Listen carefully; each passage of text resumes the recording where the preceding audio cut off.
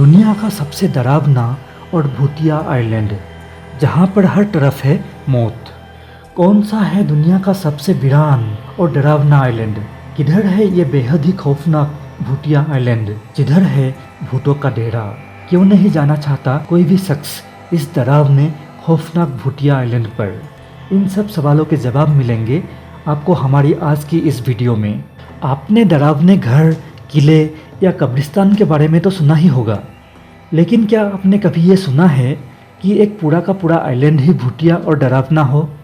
Italy में एक ऐसा ही आइलैंड है जिसे आइलैंड ऑफ डेड के नाम से जाना जाता है। दरअसल उत्तरी इटली की वेनेटियन लुगन्स में स्थित इस आइलैंड पर जाना प्रतिबंधित है।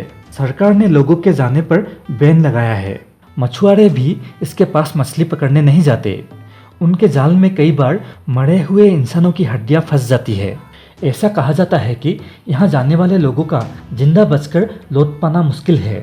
दरअसल इस आइलैंड से जुड़ी हुई है एक खौफनाक कहानी, जिसकी वजह से लोग यहाँ जाना भी नहीं चाहते हैं।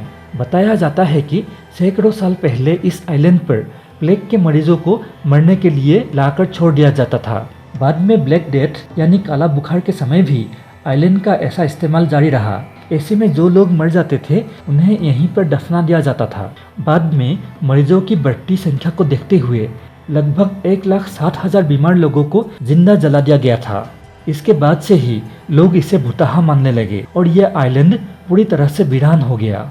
हालांकि 1922 में इस आइलैंड पर एक मेंटल हॉस्पिटल बनाया गया, लेकिन कुछ सालों बाद ही इसे बंद कर दिया गया। बताया जाता है कि यहाँ पर डॉक्टर्स और नर्सों को कई असामान्य चीज़ें नजर आने लगी थी। वहीं पागलखाने में भर्ती मरीजों को भी प्लेग के मरीजों के भूत दिखाई देते थे। मेंटल हॉस्पिटल के बंद हो जाने के कई साल तक ये आइलैंड दोबारा वीरान पड़ा रहा। इसके बाद इटली की सरकार ने 1960 में इसे एक प्राइवेट मालिक को बेच दिया। वो शख्स अपनी फैमिली के साथ कुछ ही दिन रहा, फिर इस जगह को छोड़कर चला गया।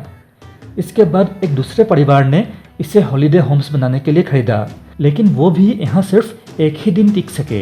कहा जाता है कि आइलैंड के मालिक की बेटी के मुंह को किसी ने काट दिया था। इन तमाम घटना के बाद भी कई लोगों ने इसकी जांच पड़ताल करने की कोशिश की, लेकिन सच की तलाश में गए ज़्यादातर लोग यहाँ से जिंदा लौटकर नहीं आ सके और ये आइलैंड हमेशा के लिए वीरान हो गया।